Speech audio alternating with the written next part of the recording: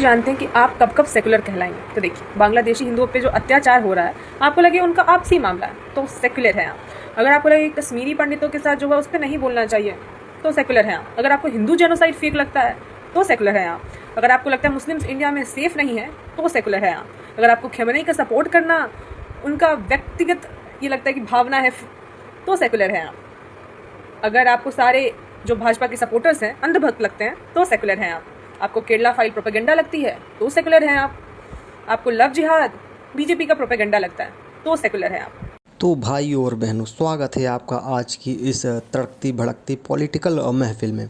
आज इंटरनेट की दुनिया से कुछ ऐसे मज़ेदार, अजीब और इंटरेस्टिंग मोमेंट उठाकर लाए हैं जिन्हें देखकर आपका दिमाग भी बोलेगा, ये सब क्या देखना पड़ रहा है। अच्छा है मैं अंधा हूँ। कहीं आपको हंसी आई, कहीं आप को हैरानी होगी और कहीं ऐसा लगेगा कि इंटरनेट पर कुछ भी पॉसिबल है। तो चाय नाश्ता लेकर आराम से बैठ जाइए, क्योंकि आज की वीडियो में एंटरटेनमेंट की कमी बिल्कुल नहीं होने वाली। चलिए शुरू करते हैं अपनी पहली वीडियो से। राहुल गांधी जी ने इस देश को एक रखने के लिए गोलियां खाई हैं? ये क्या हो गया? ये क्या सुन रहा हूँ मैं? रुको जरा, सब्र करो। और उनकी शरीर के टुकड़े टुकड़े हो गए। एक टुकड़ा यहाँ गिरा, एक टुकड़ा वहाँ गिरा, और वो जमा कर लाकर उनका अग्नि संस्कार किया। है कोई आपके पास ऐसा आदमी?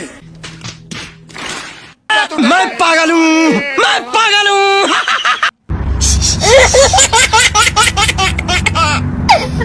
और तो चलते हैं आज की दूसरी क्लिप की तरफ, क्योंकि पॉलिटिक्स की दुनिया में सरप्राइजेस कभी खत्म नहीं होते। तो देखिए ये वाली क्लिप।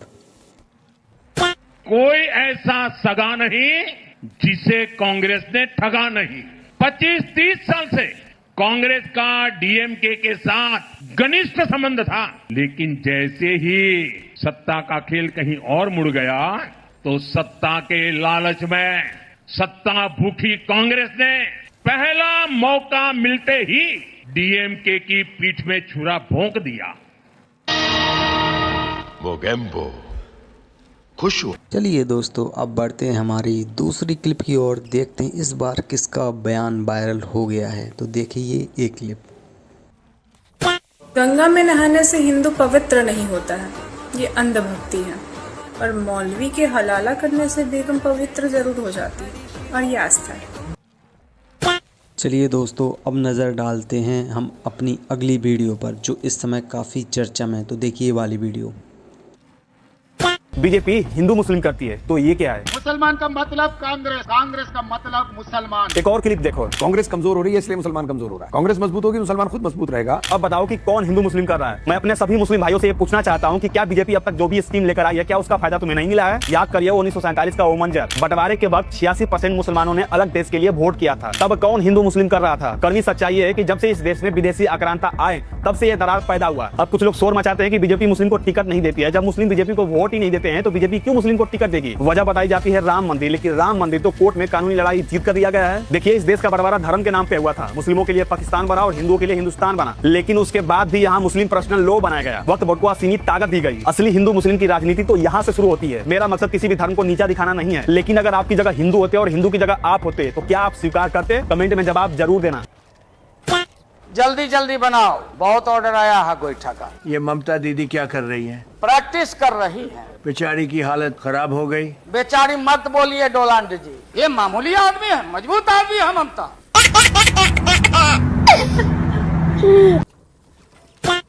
देश का नेता कैसा हो, देश का प्रधानमंत्री कैसा हो, ये फैसला हो चुका है कि देश का अगला प्रधानमंत्री भाजपा से नहीं कांग्रेस से होगा। उसका नाम तय हो चुका है, श्री राहुल गांधी। बहुत बहुत बधाई और शुभकामनाएं देती हूँ। जय हिंद, जय भारत।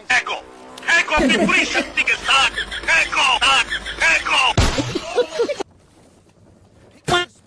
आपके पास सत्य अरे कहना क्या चाहते हो? चुनाव ये मुंह से सुपारी निकाल के बात कर रहे बाबा। हमारे अध्यक्ष जी खड़गे जी, इस उम्र में मैंने देखा है 47 डिग्री की गर्मी में हेलीकॉप्टर से उतरते हुए ऐसे बड़े बड़े मंचों में पसीने से लथपथ, लेकिन झुकते नहीं है, हटते नहीं है। क्या बोला 47 डिग्री की गर्मी में हेलीकॉप्टर से उतरते हुए ऐसे बड़े बड़े मंचों में पसीने से लथपथ, लेकिन झुकते नहीं है, हटते नहीं है, चलते रहते हैं। ये है हमारी कांग्रेस की शक्ति।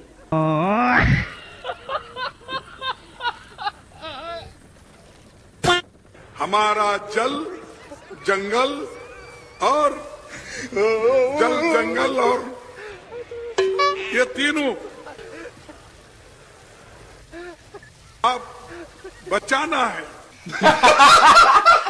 हमको राम का नाम लेके, राम जी का नाम लेके राजनीति नहीं करनी पड़ती। इतना बुरा वक्त नहीं आया है टीएमसी का कि बीजेपी से आपको लड़ना है एक दिन, मगर राम से मत लड़िए, बच जाओगे।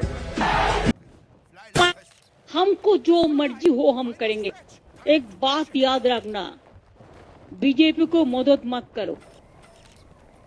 बीजेपी का अगर तुम लोग मदद करोगे कोई, तो अल्लाह का कसम आप लोगों को कोई माफी नहीं करेगा। हम तो माफी नहीं करेंगे।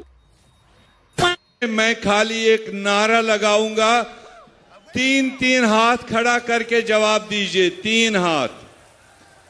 कांग्रेस पार्टी। ये क्या सुन रहा हूं मैं? वो पिछले वाले खाने में सबने हाथ नहीं खड़ा किया, पीछे वाले।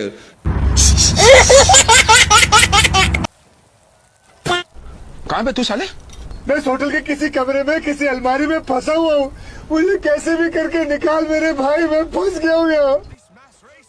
महात्मा गांधी कहते थे, सत्याग्रह की बात करते थे। सत्याग्रह का मतलब सत्ता के रास्ते को कभी मत छोड़ो। सत्य के रास्ते को कभी मत छोड़ो। यार मिस्टर गांधी पे भी होगा क्योंकि आप कह रहे हैं नहीं, वो तो पहले खेरा को पेलूंगा, फिर खेरा से नाम निकालेगा तो बाकी को पेड़ा बनाऊंगा। ना खाऊं, इसको ठीक से पेलूंगा। राहुल गांधी भी पागल है, ये पवन खेरा उससे भी ज्यादा पागल है। लेकिन कांग्रेस का लोग फालतू है, अकल नहीं। लीगल एक्शन तो चलेगा ही, लेकिन और एक एक्शन में लेने जा रहा हूँ, बाद में बताऊंगा। पवन खेरा को मैं पवन पेड़ा बना दूंगा, थोड़ा दिन इंतजार करें। पवन खेरा बन जाएगा पवन पेड़ा। मैं इसको ठीक से पेलूंगा, पवन खेरा पवन पेड़ा बन जाएगा। इसको पीलूंगा। भाई राहुल गांधी की ऐसी रॉयल बेइज्जती मैंने आज से पहले कभी नहीं देखी है। ये कुछ क्रेडिट लेने की आज में ना तमिलनाडु सीएम की स्वेरिंग इन सेरेमनी में पहुंचा था, लेकिन वहां पर जो हुआ, वेल वो तो आप पहले खुद इस वीडियो में देख लो।